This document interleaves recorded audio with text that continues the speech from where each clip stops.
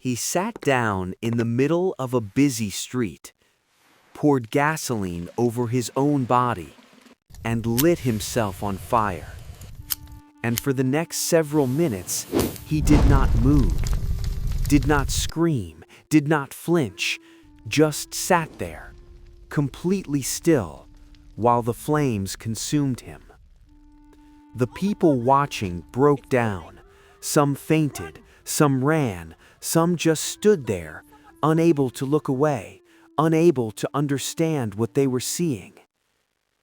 This is the story of Thích Quang Duc, and once you understand why he did it, this story will never leave you. Vietnam, 1963. The country was being torn apart, not just by war, but something quieter and just as deadly: religious persecution. South Vietnam was being run by President Ngo Dinh Diem. He was Catholic in a country that was majority Buddhist, and he made it very clear Buddhists were not equal. Buddhist flags were banned at festivals. Buddhist monks were being arrested. Pagodas were being raided by government soldiers in the middle of the night. The Buddhist community had been protesting peacefully for months. Nobody listened. The government didn't just ignore them, they mocked them. Diem's own sister-in-law publicly called the monk protests barbecues. That word, barbecues, was still in the air when Thích Quang Duc made his decision. Here's what most people don't know about him. He was not a young radical. He was 73 years old. He had been a monk for over 60 years. He had spent his entire life in quiet devotion and prayer. This was not a man who sought attention. This was a man who had run out of every other option. On the morning of June 11, 1963, a procession of around 350 Buddhist monks and nuns walked through the streets of Saigon. They were calm, orderly, silent. They stopped at a busy intersection near the Cambodian embassy.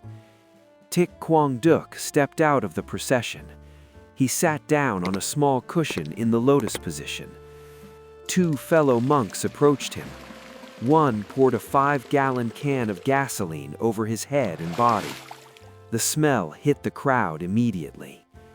People froze. He sat perfectly still.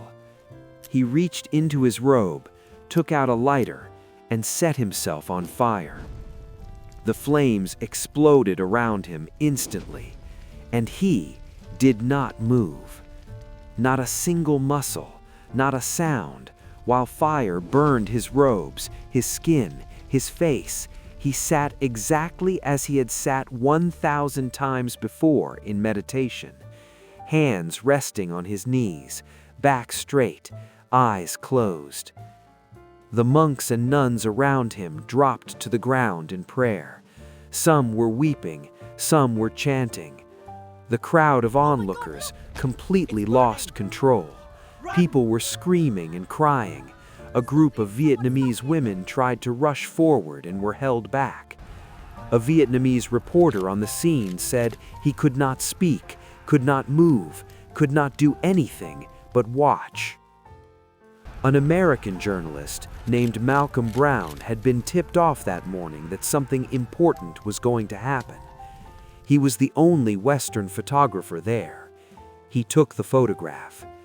That photograph went around the entire world within 24 hours.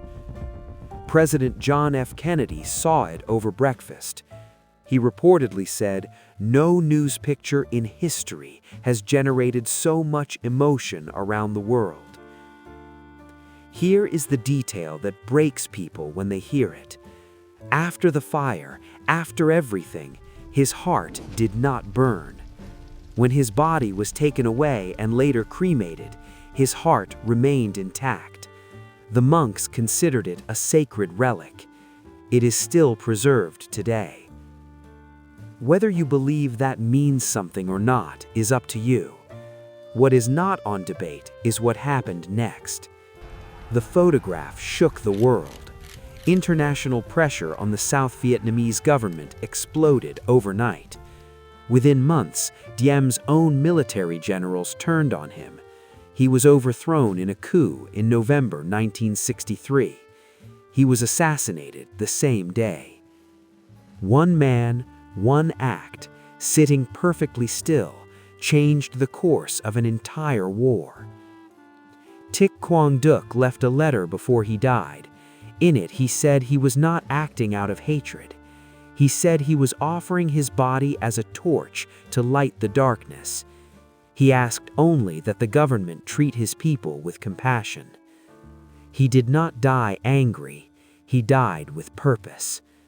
That is either the most terrifying thing you have ever heard, or the most profound, maybe both. Most people will never be tested the way he was tested. Most of us will never have to decide how much we are willing to give for something we believe in. But this man decided, quietly, peacefully, finally. And the world had no choice but to listen. If this story moved you in any way, leave a comment below. I want to know, what would you have done if you were standing in that crowd watching? Genuinely, tell me. And before you go, there's another story sitting right there about someone who made an impossible choice that saved millions of lives, and nobody knows his name. Watch it next. It will hit just as hard.